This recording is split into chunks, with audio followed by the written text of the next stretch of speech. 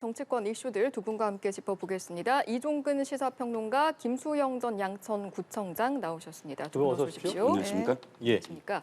자, 아무래도 일단은 오늘 결과에 대한 두 분의 총평부터 들어봐야겠는데요. 네. 어떻게 보셨습니까? 네, 성실과 유능, 김학용 의원은 굉장히 성실하다 이런 평을 많이 받습니다. 예. 원래부터 이해구 의원의 비서관으로 88년에 정치에 입문을 해서 정치와 관련돼서는 어쨌든 윤재욱 의원보다는 훨씬 더 비서관 경력까지 포함한다면 오래 전부터 이 여의도의 어떤 정치를 경험했고 또 예. 그만큼 의원들에게 친분 관계 그러니까 스킨십이 굉장히 높고요. 또 의원들과 일일이 만나면서 무엇인가 이렇게 모든 걸 도모한다거나 꾀한다거나 기획을 한다거나 이런 능력이 뛰어난 그런 그 의원으로 정평이 나 있고요. 예. 상대적으로 윤재욱 의원은 굉장히 유능하다. 아까 성실이라면 유능하다. 왜 유능이란 말씀을 드리냐면 예. 원래 경찰대 1기 수석 입학 수석 졸업이고 또 경찰청장까지는 아니지만 예. 경기지방경찰청장까지는 했습니다. 그 일 처리와 관련돼서 왜 하마평 있잖아요. 언제나 경찰청장 하마평에도 오르내리고 할 때마다 언론 기사에 보면은 유능하다라는 말이 언제나 뒤따라 붙을 정도로 그렇군요. 일 처리에 있어서 굉장히 꼼꼼하다라는 게 정평이 나 있습니다. 예. 정치권에 올라와서도 삼선인데 겉으로 드러나서 막 자기 정치를 하는 그런 스타일은 아니고 예. 또 의원들과 이렇게 많이 이렇게 모이거나 이러지를 않았어요.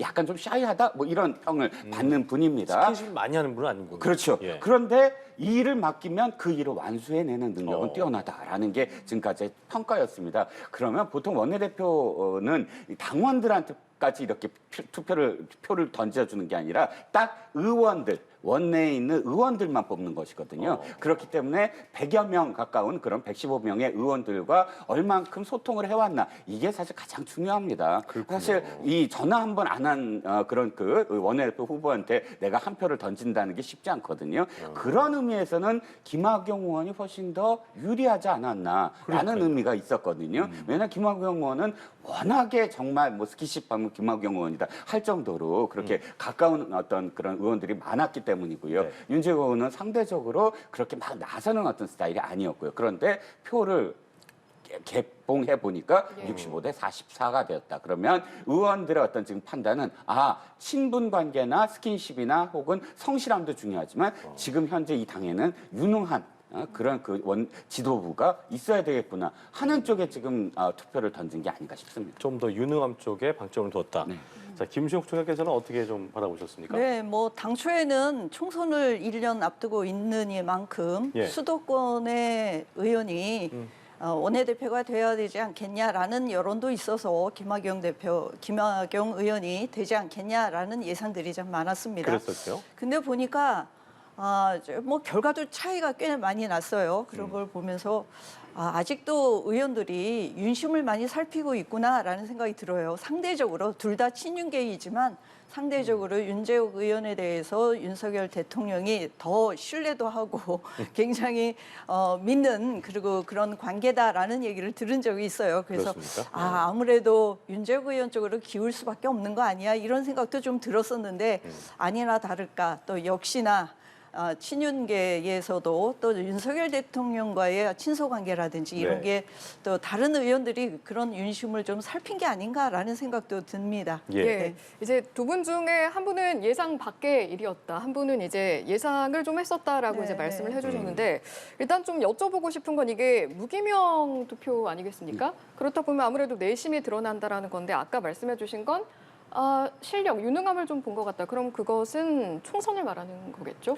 그렇죠. 지금 당에서 뭐가 중요하냐라는 건데 아마 제가 이변이라고 표현하는 것 중에 하나가 또 한 가지가 있어요. 예. 나중에도 이 주제가 있을 겁니다만 지방선거 있지 않습니까? 예. 최근에 지방선거 물론 국회의원 지방선거가 아니라 재보궐선거입니다. 죄송합니다. 예. 재보궐선거 국회의원 선거는 하나밖에 없었고 나머지는 교육감 선거 하나에 기초단체 의원들 구의원, 시의원 구의원, 있었죠. 시의원이었습니다. 네, 하지만 전체적으로 봤을 때 이번에 국민의힘이 굉장히 충격이다라는 이야기를 많이 하거든요. 특히 이제 울산 남구, 김기현 대표가 있는 울산 남구, 그다음에 전주 을과 관련돼서 상당히 지금 표차가 심각하게 벌어졌다. 이런 것들이 이 당이 굉장히 지금 위기감으로 지금 다가올 텐데 예. 그렇다면 영남권만 예를 들어서 TK, PK, 뭐 TK 출신이 아까 PK 출신의 당 대표와 TK 출신의 원내대표가 이거보다는 수도권으로 하는 게 어떠냐, 수도권으로 해서 약 이 전국적인 어떤 구도를 만드는 게 어떠냐,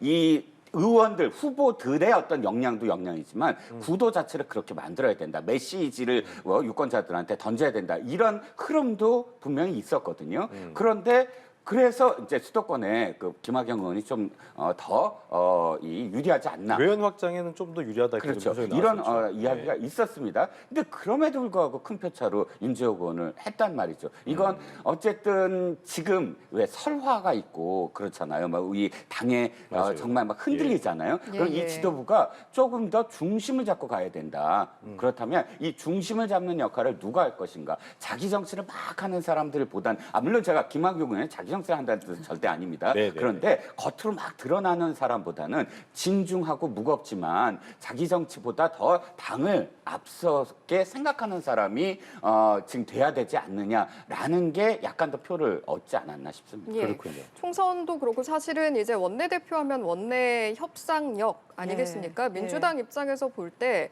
협상의 대상자로 윤재욱 신임 원내대표 어떤 인물이겠습니까? 글쎄요, 지금 오늘 뭐 소감으로 일성으로 의원들하고 많이 소통하고 예. 의견을 구하겠다라고 했는데 예.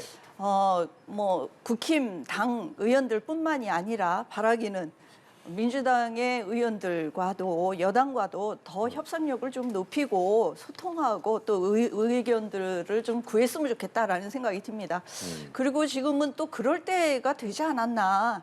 총선을 또 1년 앞두고 있고 지금 말씀하신 것처럼 이번에 재보궐선거에서 굉장히 충격이라고 했습니다.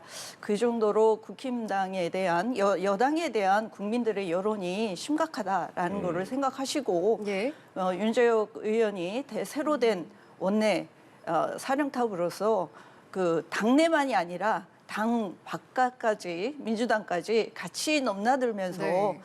협치를 하는 모습을 보일 때 국민들로부터 신뢰를 얻지 않을까라는 예. 생각이 듭니다. 앞서 근데 민주당에서 원하는 네. 소통이라는 표현 써주셨는데 그렇다면 민주당에서 원하는 소통의 어떤 모습이 있습니까? 민주당에서도 지금 뭐 예를 들면 예, 이번에 지금 거부권 행사를 했었지 않았습니까? 양국관리법에 대해서. 그리고 또 앞으로도 그럴 거라고 하는데 그런 부분에 있어서 뭐 당정 간의 협의도 중요하지만 그 사전에 의원들끼리 여당과 야당이 협의하고 소통하고 그래서 좀 의견이 어느 정도 좀 일치되는 그런 법안이 통과될 수 있도록 그런 협의가 필요하다고 생각합니다. 예. 대통령실만 바라보고 용산만 바라보고 그쪽의 눈치만 살피면서 그쪽에서 거부권을 행사한다 하면은 소통하다가도 딱 손을 놓는 것이 지금 여당의 모습입니다. 그런 모습을 보면서 굉장히 아쉽고 안타까워했었는데 이번에 새로 되신 윤재욱 대표께서 좀 그런 가교 역할을 좀 잘해주시면 국민들로부터도 신뢰받지 않을까. 국회에 대한 또 정치인에 대한 신뢰나 이런 것들이 지금 굉장히 무너져 있지 않습니까? 왜 이렇게 정쟁만 하느냐라는데 그런 것들을 좀 일시에 해소할 수 있는 그런 계기가 됐으면 좋겠다라는 생각이 듭니다. 사실 뭐 김기현 대표와 투톱 체제로 이제 총선까지 가야 되기 때문에 국민의힘 입장에서는 중요한 부분이 이제 뭐 김학의 의원이 출마 선언식에서 얘기했던 대로 총선 승리 위해서는 121석이 걸린 수도권이 관건이고 현재 국민의힘은 거기서 19석밖에 안 되기 때문에 또 최근 분위기도 안 좋다. 그렇기 때문에 아까 말씀하셨던 외연 확장 측면에서 그런 면에서 뭐 그동안 이제 통상적으로 국민의힘의 당대표나 원내대표 투톱 체제가 지역 안배를 좀 고려해 왔기 때문에 그렇죠. 그래서 맞지 않겠냐 싶었는데 그렇죠. 이번에 TK가 됐다는 거 다시 한번 의미를 좀 짚어볼 필요가 있을 것 같습니다. 그렇습니다. 사실 정책위 의장까지 PK거든요. 예. 그렇다면 당 4역 중에 지금 영남이라고 TK, PK가 합쳐서 영남이라고 할 수 있는 석이 지금 3위까지가 전부 다 지금 영남권입니다. 그래서 말씀하셨듯이 하나는 수도권으로 가는 게 어떠냐라는 이야기가 그래서 나왔고요. 예. 그런데 이제 인위적으로 수도권 지도부가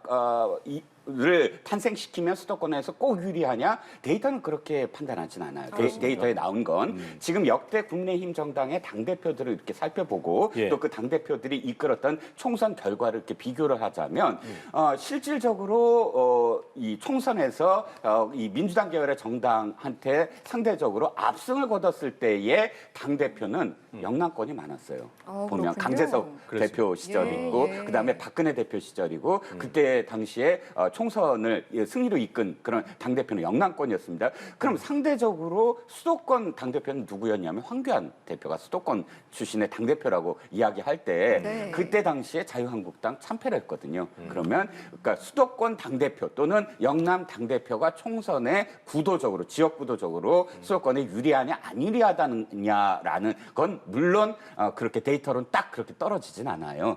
하지만 그럼에도 불구하고 앵커님 말씀하셨듯이 지금 이 정당이 너무 영남권에만 지금 치중하는 게 아니냐라는 유권자들의 그 고개 갸우뚱한 그런 그 의혹은 분명히 아직도 상존을 합니다. 그렇다면 이 문제를 그러면 어떻게 해소할 것이냐라는 건 지금 지도부의 또 숙제라고 할 수 있겠죠. 최근에 이제 예. 뭐 TK에서 그 국민의힘 내에서 TK 홀대론 얘기가 좀 있었기 때문에 이런 부분도 좀 이게 고려됐다고 좀 뭐 보십니까? 저는요, 그 뭐 TK냐 수도권이냐 그런 문제보다 사실은 원내대표도 그렇고 당대표도 그렇고 얼마나 대중정치인이냐, 대중적으로 많이 알려져 있는 그런 그 당대표나 원내대표일 때 총선 승리를 이끌 수 있는 그런 강력한 힘이 생기는 겁니다. 대중성이 있느냐? 그렇죠. 네. 근데 뭐 강재섭 의원도 그렇고 말씀하신 홍준표 의원이라든지 뭐 저기 황교안 대표라든지 뭐 이런 분들 다 어느 정도는 대중적인 인지도도 있었던 그렇죠. 분들이에요. 근데 이번에 그 김기현 대표도 사실은 대표 되기 전까지 여론조사가 3%밖에 안 된 분이에요.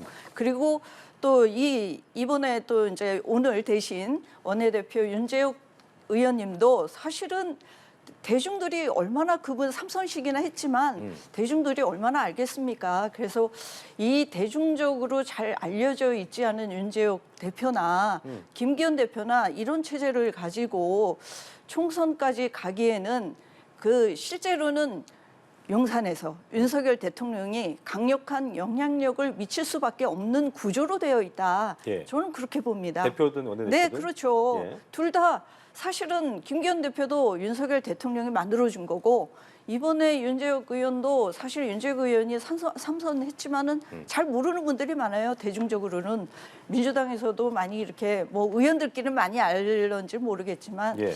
이제 그런 이 지도부 이 사령탑을 두고 총선을 치를 때는 아무래도 윤석열 대통령 용산의 입김이 강할 수밖에 없을 것이다. 지금 해주신 말씀이 사실 정부와 당의 스킨십이 조금 밀착된 상태에서 원내 협상력을 제대로 발휘할 수 있을 것이냐 여기에 대한 부분이거든요. 네, 그런데 그 말씀은 좀 드리고 싶은 게 뭐냐면 자리가 사람을 만들 수도 있어요. 우리가 자리가 사람 만든다? 민주당이나 국민의힘이나 원내대표는 사실 의원들이 뽑는 거거든여. 국민들이 뽑는 것도 아니고 당원들이 뭐 투표를 하는 것도 아니고 몇만 명, 몇십만 명, 몇백만 명이 뽑는 게 아니라 딱 100여 명 가까운 의원들이 뽑는 겁니다. 그렇다면 사실 정치라는 게 뭡니까? 계속 이 기치를 내걸고 자리 인정투쟁이라고 보통 얘기하잖아요. 자신을 인정받기 위한 투쟁의 그 결과가 정치에서 점점 이렇게 커나가는 거다. 예를 들어서 40대 기술원을 펼쳤던 김영삼, 김대중, 이철승 이 세 분이 당시 민주당에서는 사실 뭐 굉장히 세가 없었던 분들이거든요. 예. 근데 그 40대 이 세 분이 우리가 뭐 민주당 그 구파를 혁신하겠소 하니까 갑작스럽게 그때 당시에 그 민주당 구파의 원로 정치인들이 뭐 구상유치라고 표현했습니다. 입에서 뭐가 난다, 그러니까 무슨 냄새가 난다 이런 식의 어떤 모욕적인 말을 했음에도 불구하고 그분들이 나중에 굉장히 큰 정치인이 되지 않았습니까? 저는 이 국민들에게 알려졌다 안 알려졌다가 중요한 것이 아니라 그것을 어떻게 영향 있게 자기의 어떤 이 자리매김할 수 있는 진짜 정치인으로 자리매김할 수 있는 이 기회로 삼느냐의 어떤 문제일 것 같고요. 예. 말씀하셨던 저희 대통령실과의 어떤 문제는 사실 어떤 저는 좀 프레임이라고 생각을 해요. 창업기거든요. 정권의 창업기에서 대통령이 하려고 하는 국정 운영을 펼쳐나갈 때 집권 여당이 거기에 대해서 따르지 않는다라는 건 그 역대 어느 정당도 있어 본 적이 없어요. 네. 민주당도 저는 마찬가지였다고 생각을 합니다. 예. 그런데 그게 도드라지게 이게 나타난 게 지난번 뭐 윤석 당대표가 자신이 당대표로서의 어떤 역할 이상의 그런 이 부딪힘이 있었기 때문에 그 문제가 마치 화두처럼 던져졌지. 아니 집권 여당의 운명이 처음에 지금 정권 승계기도 아니거든요. 집권 3년 차, 4년 차도 아니고 집권 여당의 지지율은 곧 이 지금 대통령 정부, 행정부의 지지율, 국정수행 평가의 지지율과 연동되는 거지 이게 분리되거나 혹은 어느 쪽이 뭐 견인하거나 이런 게 아니거든요. 네. 그래서 일단 이 두 지금 뭐 지역적으로는 영남이라고나 하나 오늘은 첫날이니까 네, 네. 원내대표의 이렇게 뭐랄까요 앞으로 어떻게 할 것인가를 좀 지켜보는 것이 좀 상도이다 뭐 이런 생각이 네. 좀 어쨌든 듭니다. 뭐 대중성을 얘기해 주셨고 또 평론가께서는 뭐 자리가 사람 만드는 거니까 지금부터 어떻게 보면 윤재욱 의원이 개인기를 부려야 되는 부분, 그런 그럼요. 부분인 건데 예. 일단 윤재욱 신임 원내대표 가장 시급하게 해야 될 일, 눈앞에 있는 게 좀 많이 있는데 어떤 것들이 가장 그 중에서 가장 중요한 게 뭔가부터 네. 하나 뽑아볼까요? 일단 야당 대표하고 만나야죠. 이재명 대표하고도 만나고 원내대표하고 만나는 수순이 급하다고 생각을 합니다. 예. 하지만 지난번에 김기현 대표도 만나겠다고 했어요. 전당대회 끝나고 일성이 대표를 만나겠다, 당대표 만나겠다라고 해서 만나긴 했는데 만난 또 다음 날부터 공격을 하고 실제로 만나는 것이 유식적으로 대중들에게 보여주기 위해서 우리는 이렇게 협치를 하려고 합니다라고 하는 것이 아니라 실제적으로 실효성 있는 협상과 협치가 될 수 있도록 그리고 실제로 지금 중요한 시기이기도 합니다. 예. 굉장히 경제적으로도 그렇고 또 대통령도 방미를 앞두고 있는 시기이기도 하고 외교적으로나 경제적으로 중요한 시기에 국회의 역할을 다하기 위해서도 원내대표의 협상이 그리고 협의가 굉장히 필요한 시기에 좀 좋은 모습을 보여줬으면 좋겠다. 정쟁만 하고 요식적인 행위로서 그냥 만나고 헤어지는 것이 아니라 예. 실제로 의원들끼리 협의도 하고 상임위에서나 또 본회의에서 통과시킬 거는 또 통과도 시키고 이런 모습 속에서 정치에 대한 신뢰를 국민들이 가지지 않을까 이렇게 생각을 합니다. 네. 예. 아까 이제 유능하다 그 얘기하셨는데 유능함 속에서 가장 먼저 해야겠는데라고 한 게 있다면 어떤 게 있을까요? 저는 그림을 좀 바꿔야 된다라는 그림 생각이 좀 바꿔야 들어야 된다? 예. 듭니다. 자, 그림을 바꾼다는 건 뭐냐면 아까 그 말씀을 드렸던 구도 문제, 즉 지금 영남 자민련이라는 어떤 그런 이 비난이 이제 예. 오늘부터 쇄도를 할 겁니다. 당연히 지금 제가 말씀드렸지 당 사역 중에 3명이 지금 PK, TK거든요. 예. 그렇기 때문에 이번 선거와 관련돼서도 이제 재보궐 선거도 이제 포함을 해서 이 구도 그러니까 민주당이 이제 비판적으로 하고 또 그 언론들이 굉장히 지금부터 영남 잡리냐 어떡할 거야라는 그런 채찍질을 할 겁니다. 그것을 이 영남 출신의 원내대표가 어떻게 할 것인가 첫 번째 문제. 그리고 두 번째 말씀하셨듯이 지금 교착 상태예요. 너무 오랫동안 교착 상태입니다. 유권자들인 국민들이 보기에 정치 피로도가 굉장히 높아지고 있어요. 그렇다면 이 원내대표 선거가 굉장히 좀 중요하다고 생각을 합니다. 왜냐하면 예. 양쪽 다 바뀌거든요. 양쪽 다 바뀐다는 그렇죠. 건 뭐 예. 민주당도 이제 곧 원내대표 네. 바뀔 거고 네네. 새로운 선수들이 만나는 겁니다. 새로운 선수들이 만나는 게 왜 중요하냐?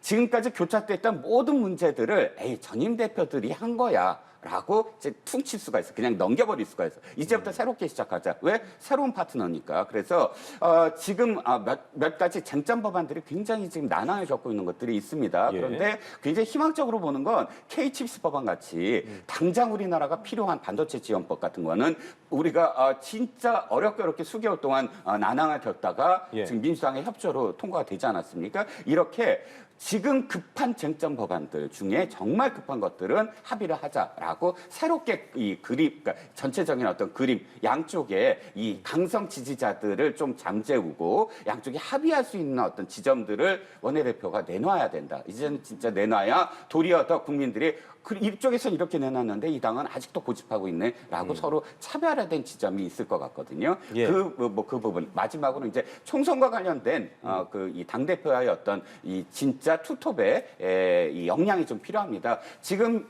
국민의힘이 되게 어려웠던 건 지도부가 정말 좀 흔들렸어요. 언제나 좀 최근에 안정되지 못했었거든요. 이준석 당대표 체제도 그렇고 뭐 지금 김기현 당대표 지지율이 떨어지자 당대표의 이 역량은 사실 지지율이거든요. 뭘 잘해도 상관없어요. 당 지지율이 떨어지면 당대표는 흔들릴 수밖에 없습니다. 그렇다면 지금 원내대표의 역할은 당 지도부, 흔들리고 있는 당 지도부의 지금 이 위상을 어떻게 안정화시키냐. 이 세 가지가 굉장히 급선무라고 생각합니다. 예, 윤재욱 신임 원내대표가 나아가야 할 어떤 방향성에 대해서 지금 두 분이 각각 짚어주신 건데 그렇습니다. 사실은 이제 국민의힘 내부에서는 신임 원내대표에게 무엇을 원하느냐 이것은 합동 토론회 그 공통 질문을 보니까 좀 알 수 있던데요. 이게 국민의힘 의원들이 직접 상의를 해가지고 두 가지 질문을 내놨다던데 네. 그게 총선에 대한 부분이 하나였고 하나는 야당 주도로 민주당 주도로 입법이 되는 그 과정에 대한 부분이었습니다. 네. 여기에 대한 뚜렷한 해결책이 좀 있을 수 있을까요?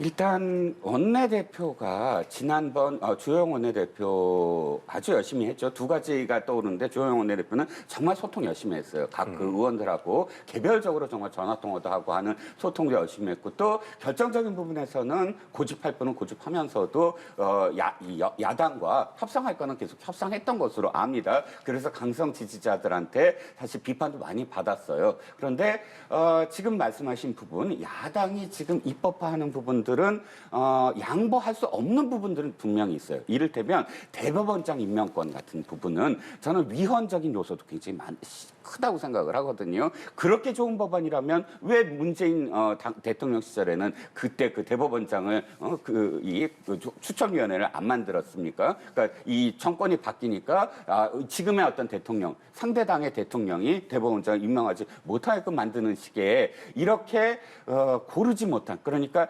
자신들이 집권하거나 자신들이 집권하지 않거나에 따라서 그때그때 달라지는 그런 법안들은 사실상 양보할 수 없는 것이거든요. 왜 양보를 못하냐면 이 당의 문제이기도 하거니와 사실은 정당 민주주의에 대한 문제입니다. 어떤 당이 이 집권을 하건 간에 고르게 이것은 원칙적으로 가져가야 될 그런 그런 원칙적으로 가져가지 못하게 만드는 법안이거든요. 예. 제가 보기에 민주당이 나중에 집권했을 때 이 법안 아마도 또 다시 개정할 거예요. 분명히 저는 그렇게 생각을 합니다. 그렇기 때문에 예. 이런 법안들은 저는 양보를 못한다고 생각을 하고요. 또 양보를 못하는 법안들은 국민들한테 그만큼 설득을 해야 된다고 생각을 해요. 예. 이게 우리 당의 사적인 이익을 위해서가 아니라 정당 민주주의 때문이다라고 당당하게 설득을 해야 되는 부분이 있어요. 예. 하지만 다른 부분들, 진짜 민생과 관련된 부분들은 저는 어느 정도는 이 자당의 의원들을 설득해야 된다고 봅니다. 이 원내대표의 가장 큰 실력은 뭐냐면 예. 상대당 원내대표를 설득하는 것보다 더 큰 실력은 자당의 의원들을 설득하는 것이거든요. 예. 왜냐하면 협상을 했는데 어떠한 협상의 결과든 자당의 의원들은 만족하지 않아요. 그거 더 받아오지. 왜 이렇게까지 양보했어? 이렇게 되거든요. 예. 그러니까 진짜 실력은 뭐냐면 상대를 설득하는 힘보다 더 큰 실력이 자당의 의원들을 아니야, 이건 정말 크게 받아냈어 하고 설득할 수 있는 능력. 그렇게 설득할 수 있을 때 협상이 딱 이루어지는 것이거든요. 그렇지 않고는 늘 야합했지. 이 밀실에서 뭘 더 약속을 했어. 이렇게 비난을 받다가 원내대표직을 끝까지 못 수행하는 경우도 많습니다. 예. 그래서 이런 어떤 설득력 이것이 가장 중요하다라는 생각입니다. 식구들과의 소통 얘기해 주셨는데 네. 일단 오늘 그 당선 소감에서 세심한 대야 협상 전략을 강조했습니다. 네. 상대당의 입장으로서 세심하다고 했습니다. 어떤 부분을 또 세심하게 좀 다뤄야 것이고 방법적으로 이렇게 했으면 좋겠다는 부분이 있을 것 같아요. 들어보겠습니다. 저는 이번에 아까 이제 대법원 얘기도 했지만 사실 이제 법안들을 지금 이제 정부에다가 넘긴 법안들이 꽤 여러 가지가 있습니다. 예. 양곡관리법은 지금 거부권을 행사했는데 당장의 양곡관리법을 어떻게 할 것이냐 이 부분에 대해서 지금 민주당의 원내대표가 토론을 제안을 했어요. 그러면은 이런 토론에 대해서 사실 뭘 하자라고 결정을 하자라고 하는 것이 아니기 때문에 충분한 토론들이 국회에서 이루어지는 모습을 보여주면 국민들도 어쨌든 그 토론을 통해서 누구의 어떤 의견들이 맞는지 아직도 지금 1년이 됐는데 옛 정부 탓, 문재인 정부 탓 이렇게 해가지고는 안 됩니다. 작년에 양곡관리법을 논의할 수밖에 없었던 이유들이 있었어요. 25% 이상 폭락을 했습니다. 쌀값이. 그랬기 때문에 다시 논의를 하게 된 거거든요. 그러면은 그런 양곡관리법에 대한 토론이라든지 또 상임위에서 그동안에도 상임위에서 양곡관리법을 논의를 안 한 게 아니었습니다. 여야가 또 논의도 했었고 일부 여당 의원들도 그런 양곡관리법에 대해서도 긍정적으로 보신 분들도 있었고요. 그래서 지금 국회의원들이 다들 내년 총선을 염두에 두고 있고 내년 총선을 생각하고 있습니다. 맞아요. 무슨 네. 얘기냐면 내년의 선거는 지금 대통령의 중간 평가다라고 생각을 하고 있는 거예요.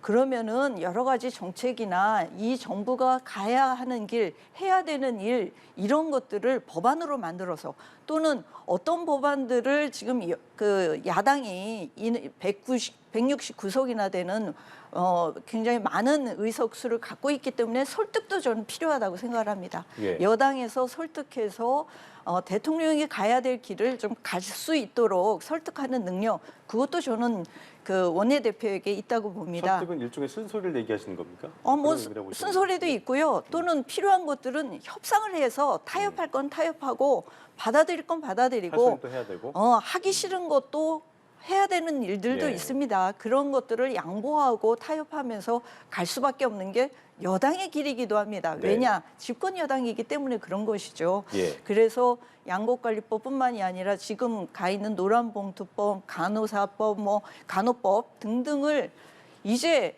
새로 된 원내대표가 아직도 문재인 정부 탓, 옛 정부 탓을 할 게 아니라 앞으로 네. 우리가 가는 길에 무엇을 타협해서 어떻게 협상해서 갈 거냐 하는 네. 것들을 좀 보여줬으면 좋겠어요. 예, 그 말씀하신 예. 건들 중에서 이제 소통을 강조를 하셨는데 그럼요. 사실은 이제 직회부된 건들이 있다 보니 이제 민주당 주도로 되다 보니까 이게 오히려 소통이 없는 게 아니냐. 그래서 양곡관리법도 소통이 좀 부족했다라는 윤 대통령의 비판도 있었고요. 이런 부분들은 민주당 입장에서 좀 어떻게 받아들이고 아니 계십니까? 그러기 때문에 토론을 제안한 거잖아요. 음. 그래서 토론을 해서 국회에서 토론도 하고 또 상임위에서도 토론도 하고 무조건 안 된다.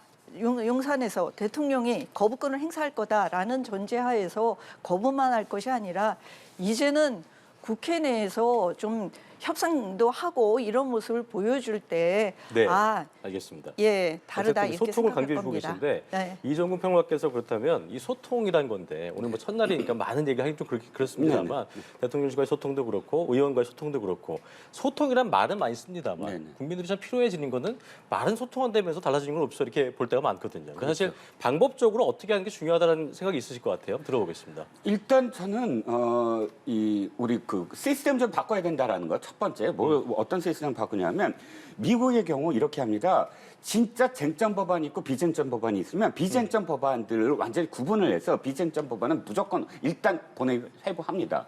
그런데 우리는 지금 조금씩 바뀌고는 있으나 아직도 관행이 뭐냐면 쟁점 법원과 비쟁점 법원이 섞이면서 그게 타협의 장에 함께 올라가요. 협상의 같이 장에. 몰려 같이 있어 협상에 버리는 거죠. 예. 가요. 그래서 거의 마지막 순간에 이거 양보하면 이거 줄게, 이거 양보하면 이거 줄게 이렇게 섞여 있거든요. 예. 그럼 실제로 비쟁점 법안마저도 사실상 쟁점 법안처럼 함께 섞여 들어가는 것. 그래서 이거는 진짜 분리를 해야 된다고 구분이 봅니다. 필요하다. 그래서 쟁점 법안을 몇 개만 진짜 한 소수만 이렇게 이건 좀 더 수기가 필요하다. 좀 더 많이 우리가 논의하자. 예. 그래서 뭐 예를 들어 90일간이든 아니면 몇십 일간이든 안건 조정위가 그래서 만들어진 거거든요. 여야 동수 3대 3으로 해서 90일 동안 한 번 더 숙려를 해보자라는 그런 시간을 부여하고 그렇게 시간을 부여하지 아니한 비쟁점 법안들은 우리가 무조건 그 상임위에 일단 토론을 해서 그 따로따로 넘겨보자라는 것. 근데 K-칩스 법안 같은 건 비쟁점 법안인데도 수개월간 이렇게 붙잡혀져 있었어요. 그래서 이런 어떤 부분들이 좀 필요하고 두 번째는 국민들의 인식이 좀 바뀌어야 된다. 국민들의 인식이 왜 바뀌어야 되냐면 이중적이에요. 뭐냐면 국회의원들 싸우지 마라. 왜 이렇게 맨날 싸우냐 했는데 협상에서 타협하죠. 그러면 야합이야. 뭔가 밀실에서 서로 나눠 가졌어. 이렇게 됩니다. 그러니까 협상을 실질적으로 했을 때 이것을 존중해 주지 않아요. 그러니까 뭐 국민들 제가 탓하는 게 아니라 언론도 마찬가지입니다. 이게 국민들을 제가 뭐 폄하하는 게 아니고 언론부터 시작을 해서 그런 어떤 여론이 조성이 돼요. 왜 좀 더 투쟁적으로 뭐 따내지 않았느냐. 왜 좀 더 무엇인가 양보를 했느냐. 그게 아니라 이 두 가지를 합치면 어떻게 되냐면 민주주의는 사실 협상의 꽃이거든요. 협상을 해야만 민주주의의 완성이 되는 것이거든요. 다수결에 무조건 다수결로 하는 것이 민주주의는 아니라고 생각을 합니다. 그렇다면 협상하는 것을 이렇게 좀 우대하는 그런 분위기를 만들어주는 분위기, 그런 시스템을 만들어주는 분위기. 이거 언론도 사실은 그런 분위기를 조성해줘야 돼요. 자꾸 야합이라는 말 쓰지 말고 뭐 이런 어떤 뭐 나눠 갖기 뭐 이런 말 쓰지 말고 어쨌든 협상을 존중해주는 분위기로 가야 되는데 협상을 존중해주지 않는 분위기면 무엇인가 협상의 마지막 종집으로 못 끊어요. 원내대표끼리 이거 이렇게 했다가나 나 쫓겨나는 거 아니야? 예. 나 비난받는 거 아니야? 언론에서 날 또 뭐라고 보는 거 아니야? 내 지역구에서 날 흔들 거 아니야? 이렇게 되거든요. 그래서 저는 조금 오늘은 거시적인 말씀만 드립니다만 네. 거대 담론만 드립니다만 이 두 가지는 좀 굉장히 필요한 것 같아요. 예. 그렇군요.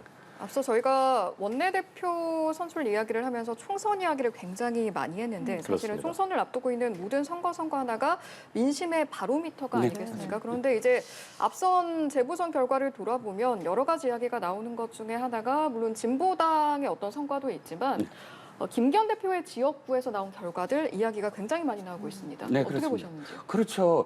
김기현 당대표는 지금 울산 시장까지 했고요. 울산 남구에서 계속 지역구에서 몇 선을 계속 거듭한, 그러니까 울산의 사실 상징적인 그런 그 정치인입니다. 그 정치인 지금 당대표를 하고 있는데 충격적인 결과가 나왔어요. 물론 뭐 기초도 의원이라고 하지만 그럼에도 불구하고 울산 남구에서 민주당 의원한테 이 의원직을 뺏겼습니다.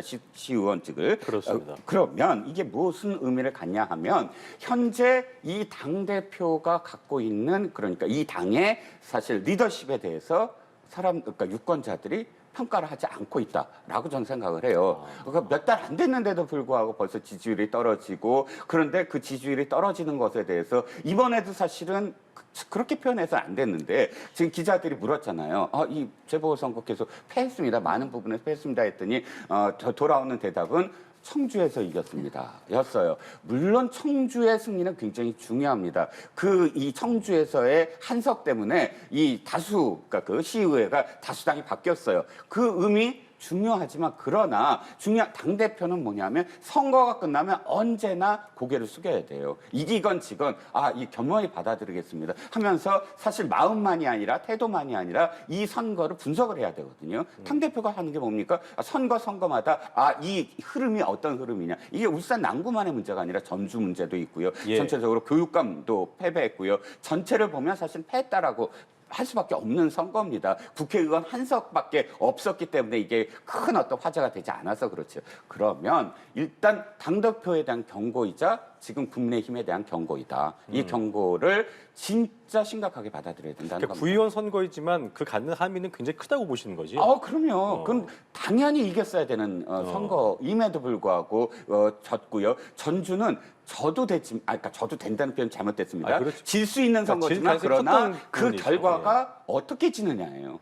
정말 15% 김경민 후보가 그 직전에 전주시장에 후보로 나갔을 때 15%를 득표했거든요. 15% 득표는 국민의힘에서 굉장히 크게 득표를 한 그렇죠. 거예요. 근데 이번에 절반이었어요. 8%잖아요. 예. 그러면 패배가 유의미한 패배가 아니라 완전히 패배했다라는 겁니다. 어떻게 보셨어요? 네. 뭐 울산 남구는 울산에서도 강남과 같은 곳이라고 들었습니다. 네, 그렇다고 하더라고요. 그 정도로 이제 여론이 모이는 곳인데 예. 거기에서 졌다고 하는 것은 거기만이 아니라 전주에서도 예전에 15% 그렇게 국힘당에서 그렇게 받던 것을 8%밖에 못 받았어요. 그러면은 굉장히 민심이 심각하구나라고 인식을 해야 됩니다. 제가 봤을 때 지금 여당의 지도부는 심각성을 인지하지 못하고 있구나. 사실 지금 여론이 아니었어요. 여론조사도 점점 내려가고 있고 여러 가지 좋은 이슈들이 별로 없었습니다. 뭐 한일 관계라든지 또 이 지도부에 잇따른 실언이라든지 뭐 여러 가지로 봐서도 지금 성적표가 좋을 만한 상황이 아닌데 거기에다가 좋은 결과를 기대했다는 것은 어불성설이라고 보고요. 또 거기다가 김기현 대표 지역인데 김기현 대표에 대한 땅 투기 의혹도 전당대회 기간 동안에 굉장히 많이 불거져 나왔고 김기현 대표에 대해서 본인의 지역구조차도 그 부분에 대해서는 여론이 안 좋았다고 저는 들었거든요. 그렇다고 하면 김기현 대표는 굉장히 심각하게 생각을 하고 그리고 지도부도 심각한 생각을 해야지 되는데 그 부분에 대해서 너무 안이하게 우리 청주에서도 이겼다라는 걸 보고 아직 멀었구나. 뭐 제가 그 당을 걱정할 일은 아닌데 내년 총선을 바라보면서 국힘당도 여당도 지금 심각한 불이고 그렇다고 민주당도 안심할 때냐 저는 그렇지 않다고 봅니다. 예. 전주에서의 결과를 지금 진보당이 가져가고 있고 무소속에서 여당 우리 민주당 출신의 후보가 나왔는데 표를 생각보다 많이 못 받았어요. 그만큼 이 호남 지역에서의 민주당에 대한 여론도 좋은 것만은 아니다라는 그 위기의식을 가져야 될 때가 아닌가라는 생각이 듭니다. 예. 알겠습니다. 그 최근에 이제 그 뭐 김기현 대표 입장에서는 출범 이후에 뭐 계속 아까도 말씀해 주셨습니다만 뭐 여러 구설들도 나오고 있고 일단 말 실수가 나오고 있어서 그럼 그 부분도 굉장히 좀 힘들게 하는 상황이고 또 김기현 대표가 이거에 대해서 국민께 사과도 했고 또 각종 설화에 대해서는 뭐 경고성 말을 하기도 했는데 이게 이렇게 경고성 발언으로 끝날 것이냐 이게 왜 자꾸 이렇게 불거지는 것이냐에 대한 얘기가 많이 나오고 있거든요. 어떻게 좀 바라보고 계세요, 그 부분요? 김기현 당대표가 지금 당을 주도하고 있지 못하다라는 그런 인상을 심어줄 수밖에 없어요. 장악을 못하고 있다. 아까 무슨 말씀 드리고 싶냐면 민주당의 문희상 비대위원장 시절에 문희상 비대위원장이 비대위원장 되자마자 일성이 뭐냐면 예. 포청천에 작두를 대령하겠다 이렇게 표현을 했어요. 그 당시에 많은 최고위원들부터 시작을 해서 많은 의원들이 제각각 다른 목소리를 내면서 분열상이었거든요. 그리고 그때 당시 지금의 국민의힘처럼 구설도 많았고 막말 논란도 많았고 그러니까 문희상 비대위원장이 작두 운운한 게 그 어떠한 것도 사실 당에 해가 돼서는 안 된다. 어떠한 말도 이렇게 막말을 하거나 하지 마라라는 그런 의미에서 제 일성을 그렇게 날렸거든요. 그러면 최근에 들어서 김재원 최고위원의 설화가 벌써 3번이나 이어지지 않았습니까? 그렇죠. 그런데 거기에 대한 어떤 이 표현이 뭐 양비론이라든지 그러니까 무엇인가 잘못됐다라고 선을 그어줘야 되는데 그 선을 긋지 않고 벌써 몇 번씩이나 당대표의 어떤 메시지에 영이 서지 않았거든요. 그러면 이제서야 이제 한 번 더 기회를 준다. 또다시 뭘 하면 어떻게 하겠다라는 식의 표현을 하면서 사실상 당대표로서의 권위를 지금 사실 찾지 못하고 있었던 게 가장 큰 어떤 요인이라고 봅니다. 지금부터가 가장 힘든 시기예요. 이 총선을 앞두고 민주당이나 국민의힘 계열 정당이 폭락을 하고 총선을 참패했던 이유가 후보들이나 혹은 당 지도부가 몇 마디의 그런 그 실수, 말실수 이런 것들이 아주 치명적인 결과를 낳았던 적이 한두 번이 아니거든요. 예. 그러면 총선 1년을 앞두고 당대표가 딱 됐을 때 당대표가 제일 먼저 해야 될 게 관리, 리스크 관리예요. 근데 그 리스크 관리를 제대로 못하고 있는 게 벌써 며칠 동안 수일 되풀이되고 있다라는 겁니다. 그렇다면 집단속을 위해서 네네. 더 강력한 아까 얘기했던 대로 네네. 이제 작두가 등장해야 됩니까? 그럼요. 김기현 당대표는 당연히 그렇게 해야 됩니다. 그 당대표로서 제가 왜 말씀드리면 실언이 벌써 3-4번이나 똑같은 한 사람한테서 벌어졌고요. 김재원 의원, 최고위원. 그다음에 또 조수진 위원의 밥 한 공기. 사실 그게 그렇죠. 악의가 있었던 부분은 아닙니다만 예. 그러나 그 표현 자체가 과연 정말 양국관리법에 대치될 수 있는 그런 버금가는 그런 법안의 이야기였나? 그렇죠. 그렇게 들리지 않았거든요. 벌써 당 지도부의 최고위원들이 말과 관련된 그런 구설이 벌써 한 4건이나 연달아서 벌어지는 건 누가 그걸 단속을 하죠? 최고위원들이 그러는데 당연히 당대표가 단속을 해요. 그러니까요. 그러니까 보통 작두가 사실 말씀하시죠. 사실 그 당 내에서도 그렇고 이렇게 설화가 뭐 나오게 되면 더 조심을 하고 경각심 갖게 될 텐데도 불구하고 계속 나오고 있는 상황. 네. 이 상황 아까 이제 뭐 당 대표의 리더십에 대한 얘기도 하셨는데 네. 어떻게 바라보셨습니까? 그야말로 좀 예견됐던 상황 아닌가요? 전당대회를 당신 100%로 뽑다 보니까 민심을 제대로 보지 못하고 국민들이 어떤 시선으로 볼지를 지도부가 별로 심각하게 생각하지 않는 거 아닌가라는 생각도 듭니다. 뭐 김기현 대표도 그렇고요.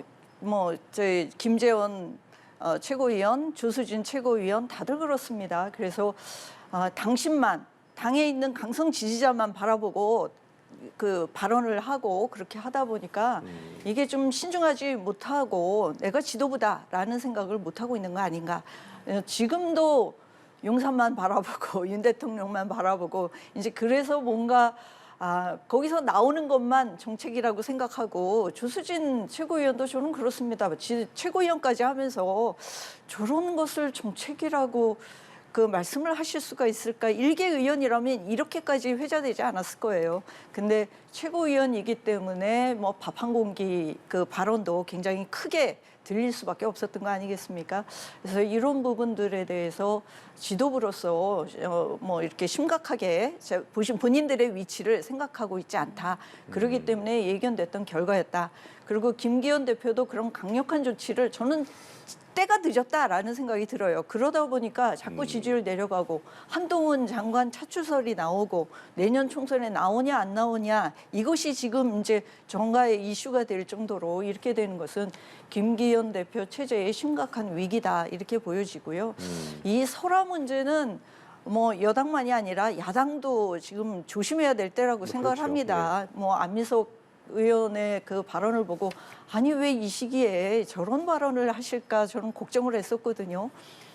꼭 이렇게 의원들이 많다 보면 이런 설화 때문에 사실 총선에서 말씀하셨지만 총선에서 이기고 지는 것이 꼭 정책과 제도만 가지고만 이기고 지는 것이 아니에요. 그렇죠. 말 한마디 가지고 국민 여론을 악화시킬 수도 있는 거거든요. 그래서 조심해야 될 때다. 그리고 국민들을 바라보고 의원 한 분 한 분이 국민을 대표한 사람이다라고 생각을 해야지. 그렇죠. 그러니까 총선 한 결과를 개인이다. 떠나서 그렇죠. 국민들을 위하시는 분이기 때문에 네, 그만큼 그렇게 해야 말 합니다. 한마디의 무게감들 그렇죠. 잘 신경 쓰셔야 되지 않을까 네네, 맞습니다. 생각이 듭니다. 알겠습니다. 예. 자, 두 분 다 거듭해 주시는 말씀이 시기가 좀 늦었다. 좀 더 강한 조치를 취해야 예. 한다. 작도를 들고 나와야 한다. 그런데 이제 김기현 대표 입장에선 작도를 가지고 오긴 했습니다. 벌점 제도에 대한 부분. 그런데 이미 늦었다는 말씀이신 겁니까? 이걸로 수습이 안 그렇죠. 되는 좀 겁니까? 만시지탄이죠. 예. 늦었죠. 늦었고, 그러니까 이 당 대표가 가장 갖고 있을 무기는 뭐냐면 메신저예요. 당 대표한테는 마이크가 주어지잖아요. 매일 마이크가 주어지고 당 대표의 어떤 말의 무게가 다릅니다. 그렇다면 메신저로서 사실 어떤 메시지를 그러니까 던져줬어야 됐는데 예. 처음부터 그 메시지를 전달하기 못했기 때문에 뒤늦게 내놓는 어떤 안들로 보여져요. 벌점제를 뭐 채택을 한다고 해서 그러니까 그것에서 이준석 전 당대표가 했던 어떤 평가제라든지 이런 것들이 맞물리면서 지금 이 논란이 되고 있지 않아요? 그러면 다시 묻겠는데 김기현표 이번에 해법은 뭐냐라고 묻는 거예요. 김기현 당대표는 새롭게 당대표가 됐잖아요. 그럼 김기현호가 어디로 갈 것인지를 김기현표 브랜드로 무엇인가의 정책이나 메시지가 나와야 된다. 근데 벌점제가 과연 그 김기현 당대표 고유의 어떤 그런 그 제안이냐라는 거예요. 그래서 예. 사람들에게 안 다가오는 거예요. 그럼 다가올 만큼의 뭔가 준비된 그런 제안을 하고 또 이슈를 계속 이끌어줘야 돼요. 아젠다도 내놓고 하면서 국민의힘이 지금 쭉 있게 그러니까 언론들의 어떤 주목을 받아야 되는데 주목받는 건 최고위원들의 설화밖에 없잖아요. 그러니까 지금 이 당대표의 어떤 그런 리더십의 여러 가지의 어떤 문제 중에 하나가 그렇게 이 당을 이끌어가면서 언론의 주목도를 높이는 것. 여기에 굉장히 좀 아쉬운 부분이 있다는 겁니다. 예, 알겠습니다. 민주당 이야기도 한번 해보겠습니다. 네. 민주당 이재명 대표 그리고 지도부 호남을 찾았습니다. 물론 정치인들이 민생 행보를 하는 게 자연스러운 일이긴 합니다만 지금 이 시점에 호남을 찾은 이유 어떻게 좀 바라봐야겠습니까? 예, 민주당에서 호남이 텃밭이기도 한데 그 사실 작년 대선 이후로 호남의 여론이 별로 좋지 않았습니다. 그렇기 때문에 호남에 송갑석 의원을 지금 이제 지도부에 또 차출하지 않았습니까? 예.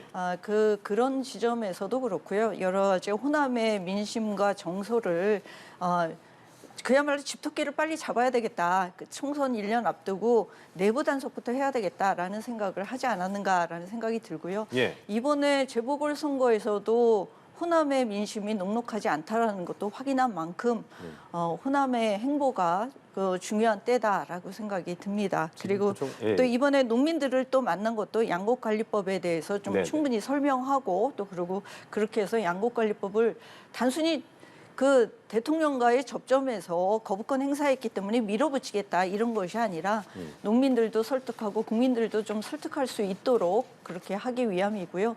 이번에 군공항 이전 문제도 잘 예. 또 협의가 됐기 때문에 또 그 부분에 대해서도 좀 홍보하는 그런 차원에서 호남행을 선택하지 않았는가라는 생각이 듭니다. 네, 저희가 아까 이제 전주를 얘기하면서 국민의힘이 이 이제 전라도 쪽에 전남 쪽에 또 전북 지역 쪽에 호남 쪽에 어떤 그런 민심이 더 좋아지지 않았다. 또 표를 더 적게 받았기 때문에. 근데 지금 말씀해 주신 것처럼 민주당도 녹록치 않거든요.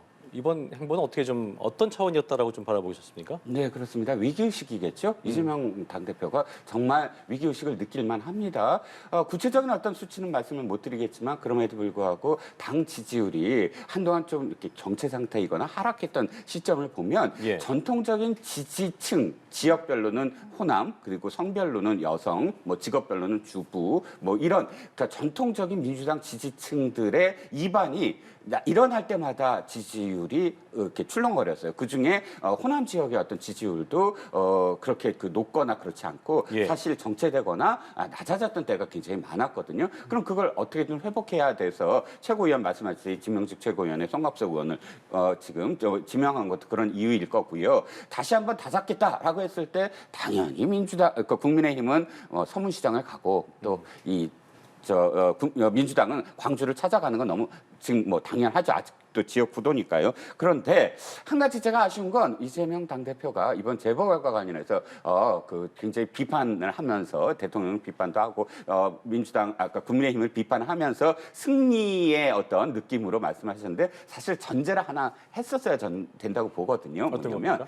전주에 관련돼서 정말 1년짜리 지금 국회의원을 만든 거예요. 1년짜리. 그 사실 1년 후에 바로 또 선거를 해야 되잖아요. 그렇게 된 원인은 어쨌든 민주당에 있습니다. 이상직 의원의 그런 횡령 배임이었기 때문에 그 1년짜리 국회의원을 지금 하게끔 전주에 만드는 거잖아요. 물론 저기는 안 냈습니다. 국회의원은 안 냈지만 또 민주당 소속의 의원, 후보 둘이 탈당을 해서 지금 동시에 무소속으로 나왔잖아요. 예, 예. 그런 어떤 과정들을 일단 전제로 해서 우리 당이 그건 잘못한 일이다라는 거 한 번 더 사실 이 고개를 숙여야 되지 않나 싶은 생각도 들고요. 전체적으로는 호남행. 다시 한번 호남을 다잡겠다. 그리고 이재명 당대표의 개인적인 어떤 지지율도 끌어올리겠다라는 행보로 보였습니다. 전주 지역에 대한 이 대표의 발언이 없었다. 그래도 아쉽다는 점을 짚어주셨는데 어떻게 바라보셨습니까? 네, 사실 이상직 의원에 대한 공천을 할 때부터 그때 이제 여러 가지 논란들이 있었습니다. 예. 당내에서도 이상직 의원을 공천하는 것이 맞느냐라는 것으로 이제 논란이 있었기 때문에 저는 좀 민주당이 이상직 의원 때문에 또다시 재보궐 선거를 치르게 된 데에 대해서 안타깝고 아쉬운 마음인데요. 그랬기 때문에 민주당에서 이번에 또 공천도 하지 않았다고 생각이 듭니다. 근데 그 부분을 뭐 굳이 이재명 대표가 공천해서 이런 일이 재보궐 선거를 치르게 된 것도 아닌데 그걸 또 굳이 또 말을 할 필요가 있을까라는 생각이 들고요. 다만 그 위기의식을 느끼고 호남에서도 지금 진보당을 선택을 했다는 것 그리고 또 민주당 출신이 지금 무소속으로 왔는데 물론 민주당에서 지원하고 지지하고 한 것은 아니지만 투표율이 굉장히 낮았습니다. 그거는 아무래도 여당은 아닌 것 같은데 그렇다고 야당이라고 해서 민주당을 밀 수는 없다라는 그런 민심을 호남에서 보여준 거라고 생각을 합니다. 예. 전주에서. 네. 그런 민심을 좀 무겁게 받아들여야 되지 않을까라는 생각이 듭니다. 네. 민주당의 행보 호남에만 있었던 것은 아닙니다. 후쿠시마 오염수 관련해서 이제 일본을 방문을 했는데 막상 핵심 현장이나 아니면 핵심 관계자들은 만나지를 못했어요. 네, 그렇습니다. 저는 이 외교의 어떤 격언이 있지 않습니까? 외교의 비판을 하는 것은 국경을 넘어서는 안 된다. 즉, 그 자국 정부가 펼치는 외교는 굉장히 다차원이고 고차원이어야 되잖아요. 예. 겉으로 국민들이 다 아는 것만이 아니라 그 안에는 아까 그 협상 말씀을 드렸지만 협상을 위해서 사실 많은 부분들이 외교 비사로 국민들에게 알려지지 못할 부분들이 또 있습니다. 그렇죠. 그러면 그런 부분들을 감안해서 사실은 비판을 해야 되는데 그게 국경을 넘어서 상대 국가까지 가서 무엇인가를 얻어낸다고 했을 때 그 혼선이 빚어질 외교적인 어떤 뭐 그런 그 마이너스 리스크 이런 것들이 분명히 존재할 수가 있거든요. 그렇다면 물론 민주당 의원들은 국익을 위해서 지금 갔다고 저는 봅니다. 하지만 그러나 더 국익을 위해서라면 과연 가서 언론들의 사진을 비춰주는 정도의 어떤 행사를 위해서 굳이 일본까지 갈 이유가 있었을까 하는 것이죠. 그리고 당연히 지금 이 그 상대로 해야 되는 그러니까 뭐 의원 원래 민주당이 만나려고 했던 도쿄 전력이라든지 뭐 후쿠시마에 관련된 관계자라든지 이런 사람들이 지금 이 민주당이 어떤 것을 추구하고 있고 어떤 것을 원하는지 빤히 아는데 자국 정부의 외교적인 어떤 부담을 안고서 상대 당의 야당 의원들을 만나줄 리가 없지 않겠습니까? 그러면 결국은 다시 돌아와서 이것은 언론에 사진을 내기 위한 그런 퍼포먼스에 불과하다라는 비판을 받을 수밖에 없는데 예. 충정은 이해하나 그 충정이 정말 국익을 위해서라면 저는 국경을 넘어서는 안 된다라는 격언이 여기에서도 실천을 해야 되는 게 아닌가 싶습니다. 조금 전에 말씀해주신 이유는 이겁니다. 국익의 관점에서 적절했는가? 네. 저는 그 의원들이 외교 활동할 수 있다고 생각을 합니다. 개인 하나하나가 헌법 기관이고요. 외교적인 활동에서 왜 필요하느냐? 이번에 양이원영 의원이 다녀와서 오늘 아침에 인터뷰를 했더라고요. 방송에서. 제가 아침에 이제 그걸 들으면서 왔는데 예. 보니까 일본에서도 설문조사를 통해서 보니까 이 오염수 방류에 대해서 많은 국민들이 걱정을 하고 있다는 거예요. 일본 국민들이. 근데 우리 한국에서는 그런 부분들을 암묵적으로 정부에서 용인하고 있는 거 아닌가라고 생각을 했다는 거예요. 그런 것들을 지금 야당의 의원들이 가서 한국 정부가 아니라 한국에 있는 국민들을 대표한 의원들이 가서 한국에 있는 국민들은 그 부분에 대해서 걱정을 하고 있다. 반대하는 여론도 있다라는 것을 알려주는 것도 저는 필요하다고 봅니다. 그렇게 해서 우리의 협상력을 높여가는데 정부가 할 수 없는 일도 있습니다.